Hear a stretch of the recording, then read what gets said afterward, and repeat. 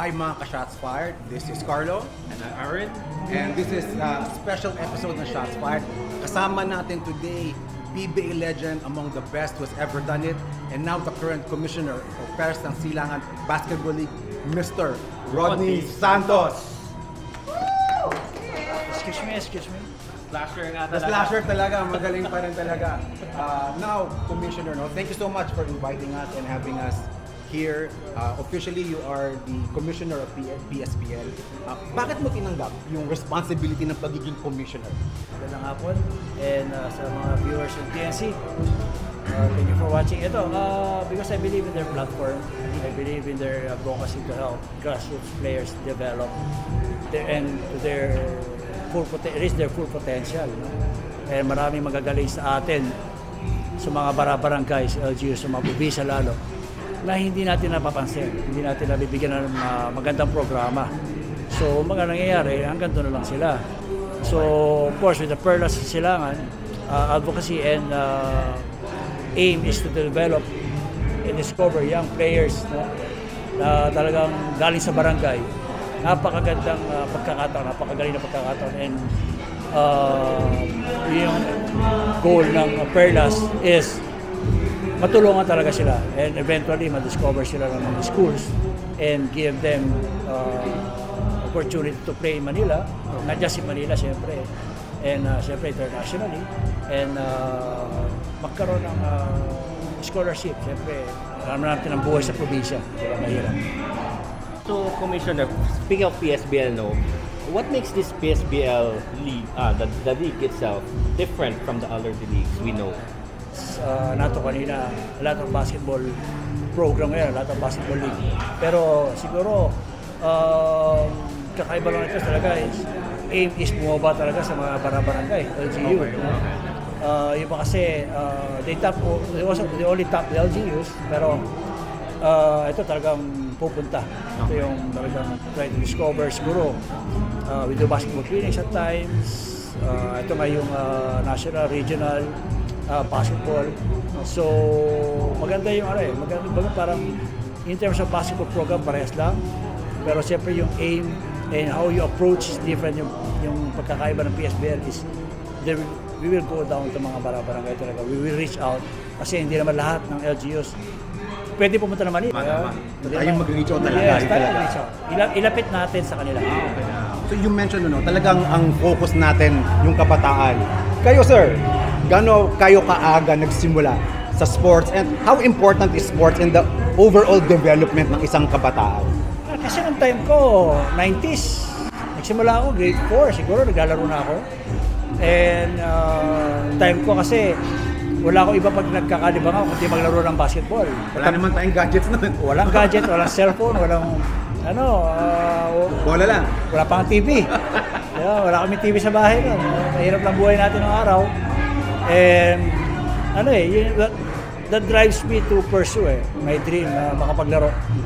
And I felt na talaga this is the only God-given talent sa akin ng basketball. So talagang ginalingan ko, talagang pinursu ko yun. I made a lot of sacrifices, barkada, lahat, puyat, wala. And yun nga, just to be active in sports, lalo na ngayon, marami nang masyadong gadget. Diba yung mga kabataan, ayaw maglaro, ayaw lumabas. Noon, labas, laro sa labas, katabi ko yung basketball court namin. So yung advantage ko noon Ngayon, ang mga kabataan kasi difference is, they only get to practice pag nasa school. Bihira yung, ako, kahit wala ako sa school, nakakalaro ako. Doon nag-develop yung skills ko. Anyway, what do we expect on PSBL? More exciting teams and games. And siyempre, sabi nga nila, hindi lang basketball yung aabangan nila dito sa PSBL. So that remains a surprise talaga for everyone. And sabi nga natin, yung mga venues, malalaki, mas maganda. And I congratulate bosses natin talaga, big boss. Sir Christian, boss nato, Sir June, ating kaibigan, Marlon, mga talagang mga masisipag sila yung talaga yung nag-invest ng pawis sa tirang. They just have me on board. Sabi ko, why not? Basta makakatulong sa kabataan. Sa inyo, sabi ko. Hindi man tayo maramot. End to end, I'm just curious. You've been retired from the league. You're one of the best players who've ever done it. Sa current crop ng PBA players, so maiba tayo ng konti. Sinong kaparehas ng datingan ng laro mo? Naku-curious na ako. Do you compare yourself sa mga naglalaro ngayon at feeling mo ba kaya mo sila? Wala, hindi ko masabi kasi may comparison dahil iba-iba yung talent talaga we have a different role sa playing sa team. I played, siyempre, support ako with the likes of superstars like Kenneth Doremdes, Johnny Barrientos, Jojo Lastimos sa Alaska. Super humble si Kuya. And then, Sir, you're a superstar also. Thank you. You're a superstar. Kasama ka doon. Yes, yun nga. Tsaka sa pa, yung sa Ginebra, I played support to Mike Aguiwa, JJ Hildebrand. Pero yun nga, as a support, I was a star in that role. So I'm a supporting role, pero I'm a star in that role. So I embraced my role. Yun ang kulang sa players natin ngayon na you don't compete with your teammates. Kaya kami naging successful noon, team namin, the team of the 90s, Alaska, Ginebra, because we don't have any professional jealousy. Wala yun, dapat gamitin ako. Teamwork talaga. Ay sabihin natin, naging supporter ako ng mga superstar. Ay, okay lang kasi kahit sabihin ko superstar ako ng college, pagdating sa PBA, role player ako, I embraced that. And that's where I became successful.